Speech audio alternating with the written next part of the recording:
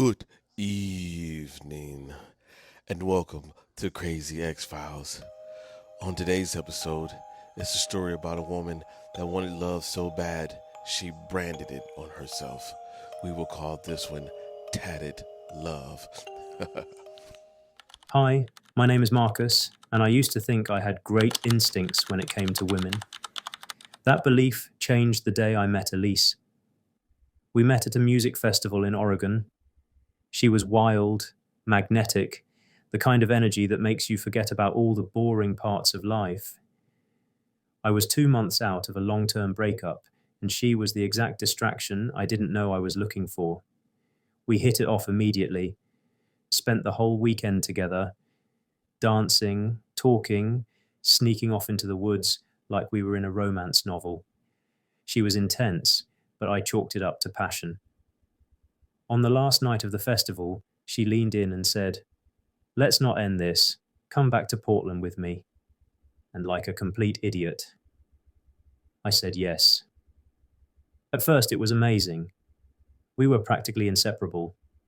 She'd leave notes in my backpack, draw little cartoons of us, even cooked for me every night.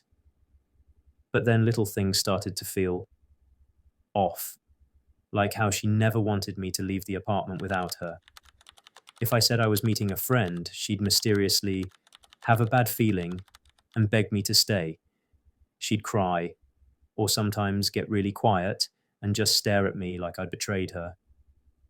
Once, I left to get milk and came back to find she had searched my phone, deleted numbers, and unfollowed multiple girls on Instagram, even one of my cousins. Then came the tattoo. We'd been dating 6 weeks when she told me she had a surprise. She pulled up her shirt, and there it was, my name, tattooed in cursive just above her hip. I laughed at first. I thought it was fake.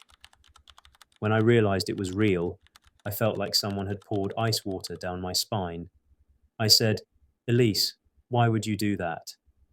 She just smiled and said, "Because you're not going anywhere." That night, I started sleeping with one eye open. Things got worse quickly. She'd accuse me of cheating every time I got a text. She once called my boss, pretending to be my wife, and tried to get them to tell her where I was. I knew I had to leave. So I waited until she went out for a shift at her part-time cafe job, packed everything I had into a single duffel, and left. I blocked her number, moved in with a buddy 3 states away in Arizona, and tried to disappear. 2 weeks later, I got a package in the mail. No return address. Inside was a small snow globe of Portland and a lock of hair. I'm not kidding. Then came the texts. Somehow she got my new number, and the messages weren't angry. They were sweet, like nothing had happened. "I miss you, babe. Can't wait to see you again." And then, "I'll be there soon." I moved again, changed my number, deleted all social media, and still, a few months later, she showed up. I was at a gas station in Tucson, filling up my car.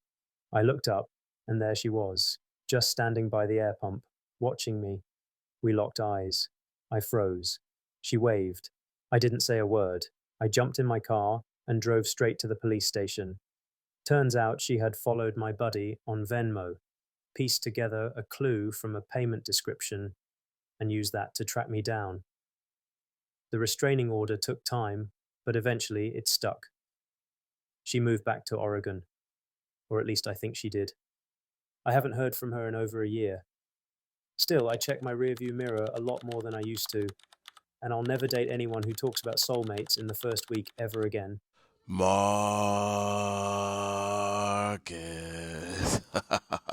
Where are you, Marcus? Sometimes temporary people can leave a permanent mark in your life.